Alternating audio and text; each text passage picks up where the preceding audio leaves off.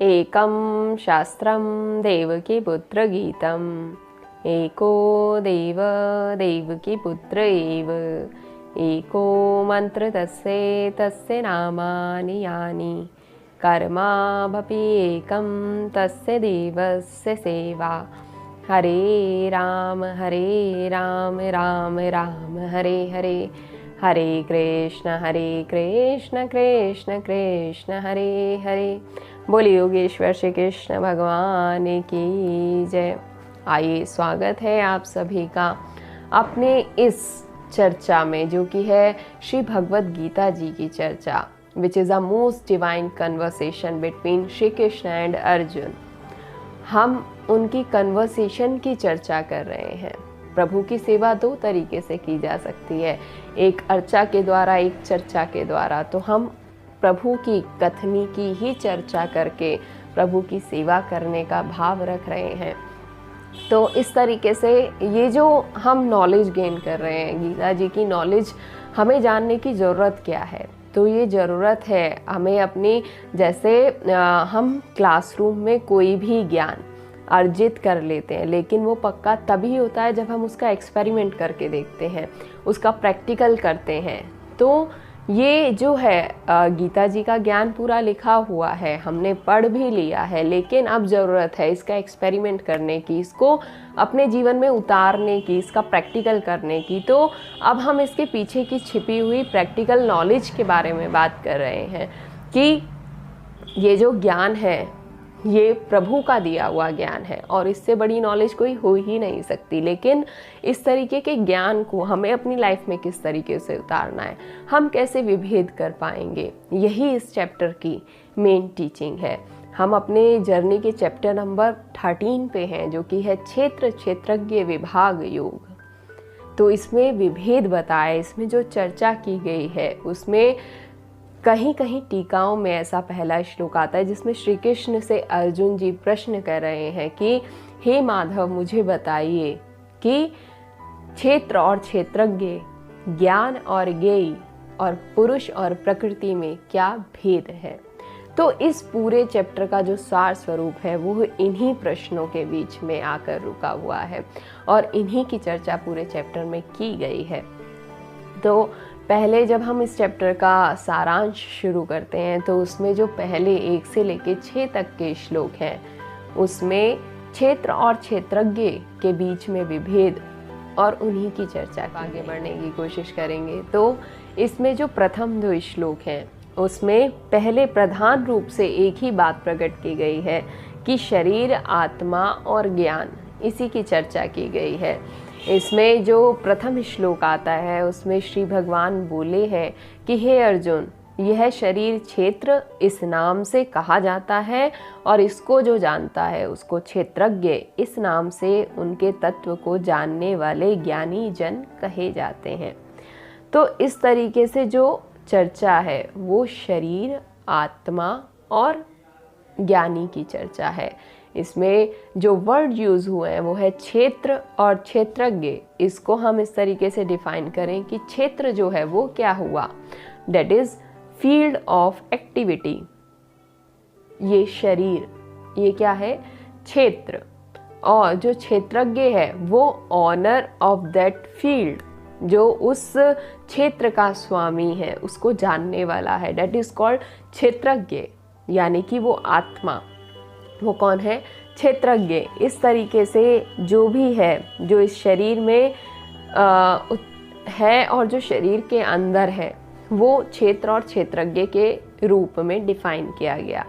अब इसमें एक बात और आती है कि आत्मा किसी भी शरीर में आत्मा है, इसका क्या प्रमाण हो सकता है कि किसी भी शरीर में आत्मा निवास करती है। तो इसका सबसे बड़ा जो प्रमाण है वो यही होगा कि जिस शरीर में आत्मा है उसमें चेतना होगी और उसका विकास होगा।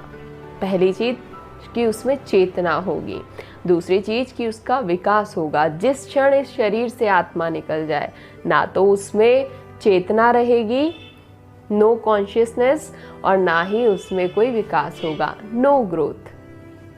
तो इस शरीर में आत्मा है, इसका सबसे बड़ा प्रमाण क्या है कि इस शरीर का विकास भी होगा और इस शरीर में चेतना भी रहेगी। क्षेत्र और क्षेत्रज्ञ में सबसे पहले ये शरीर जो है वो क्षेत्र है, फील्ड ऑफ एक्टिविटी है। इसके बाद एक बात और कही कि इस शरीर को जो दृष्टा की तरह जानता है, उसके भीतर एक सूक्ष्म जीव, एक टाइनी सोल जो है उसके भीतर वो निवास करती है, जो कि क्षेत्रज्ञ है। फिर इसके बाद पूर्ण ज्ञान का जो सर्वस्व है इस अध्याय के सब श्लोकों में आगे प्रकट किया गया है। जो मूल बात है वो इसमें डिस्टिंक्शन की है, इसमें विभेद को जानने की है।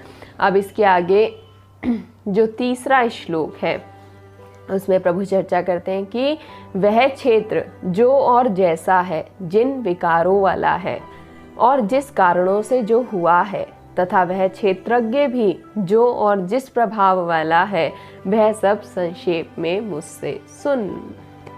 पहले क्षेत्र और क्षेत्रज्ञ को डिफाइन करने के बाद अब बोला प्रभु ने कि जिस कारण से जो हुआ है और जो जिस प्रभाव वाला है, अब उसके बारे में प्रभु कहते हैं कि आगे मुझसे सुन। ये जो इसका श्लोक नंबर 3 है, यही इस पूरे चैप्टर का सार है। इसमें आगे क्योंकि सुनो, सुनना, जब प्रभु कह देते हैं कि सुनो तो जीवन सरल हो जाता है और उसके बाद पूरे जीवन का सार स्वरूप हम अपने जीवन में उतार सकें, उस चीज़ को प्रभु आगे कहते हैं। तो हमें जो मेन बात है इसमें डिस्टिंक्शन की है, अपने जीवन में विभेद है इस बात का कि ये जो हमारी पर्सनालिटी रूप, हमारे जो बाहर है, जो शरीर है, ये एक मुखौटे के समान है, लेकिन हमारे अंदर जो हमारी रियलिटी है वो हमारी आत्मा है। एक इनबिल्ट मास्क हमारे साथ प्रभु ने देकर भेजा है, जिसके साथ हमें रहना है, लेकिन हमें पता होना चाहिए कि it's just a mask but we are not a mask. ठीक है ना, कि हमें इस मास्क के साथ तो रहना है, लेकिन हमारी जो सच्चाई है वो ये मास्क नहीं है। इसके पीछे का जो चेहरा है, जो सच्चाई है, वो कुछ और है।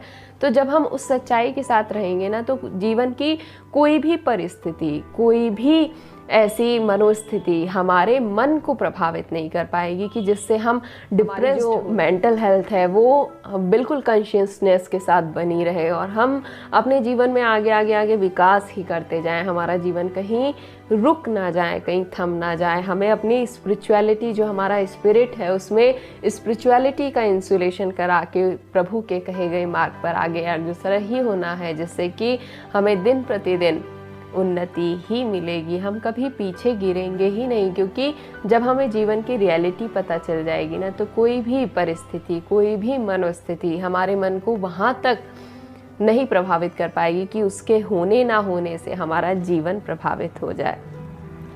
अब इसके आगे जो चौथा श्लोक है, इसमें एक बात स्पष्ट कह रहे हैं, प्रभु बता रहे हैं, कोटेशंस दे रहे हैं, कि प्रमाण कर रहे हैं कि जब भी आप तर्क रखो, अपनी बात का तर्क रखना एक अच्छी बात है कि आप जो तर्क रख रहे हैं वो रखें, लेकिन एक बात का ध्यान रखें कि आप जो तर्क रख रहे हैं उसको रखने के लिए जो आप प्रमाण दे रहे हैं वो किसी शास्त्र का प्रमाण दें, क्योंकि बिना उसके प्रमाण के आपकी बात सिद्ध नहीं हो सकती है। बहुत सारे लोग सोचते हैं कि शास्त्रों की क्या ज़रूरत है, अगर प्यास लगी है तो पानी भी खुद ही जाकर पीना है, अगर भूख लगी है तो भोजन भी खुद ही ढूंढना है, परमात्मा को पाना है तो हम खुद ही जाकर पालें। तो दूसरे की सपोर्ट की क्या ज़रूरत है, हम उनका सपोर्ट क्यों लें? पर ऐसा होता नहीं है। एक सहज व्यक्ति के जीवन में एक मार्गदर्शक जरूरी है, क्योंकि आँखों से भी जो देखने वाला है उसका परिचय देने के लिए भी दर्पण चाहिए। दर्पण ही शास्त्र और गुरु के रूप में हमारे बीच में प्रकट होता है। जब हम दर्पण देखते हैं, हम कुछ भी देख सकते हैं, लेकिन हम देखने वाले हैं, अगर हमें खुद को देखना है तो हमारी आंखें खुद को नहीं देख सकती बिना दर्पण की हेल्प के। हमें मिरर चाहिए खुद को देखने के लिए। तो इसी तरीके से हम जो तर्क रख रहे हैं हमें उसको प्रमाणित करने के लिए शास्त्रों की आवश्यकता है। उस परमपिता परमात्मा को पाने के लिए शास्त्रों की, गुरु की आवश्यकता है। ऐसा सोचना कि हमें उसकी आवश्यकता नहीं है, तो ये तो गलत बात हो जाएगी। क्योंकि हमें अगर अपना परिचय चाहिए तो हमें दर्पण चाहिए। इसी तरीके से हमें स्पिरिचुअलिटी में आगे बढ़ना है, अपना परिचय कराना है खुद से, तो हमें गुरु की आवश्यकता है, हमें शास्त्रों की आवश्यकता है। उसकी गुरु और शास्त्र की सहजता को प्रभु इसके रूप में, इस श्लोक में प्रकट कर देते हैं। बस मूल बात इतनी सी है कि जब तक आपकी चेतना में ये डिस्टिंक्शन का सूक्ष्म भाव प्रकट नहीं होगा तब तक बात बनेगी नहीं। इस मिरर की बात पे एक उदाहरण,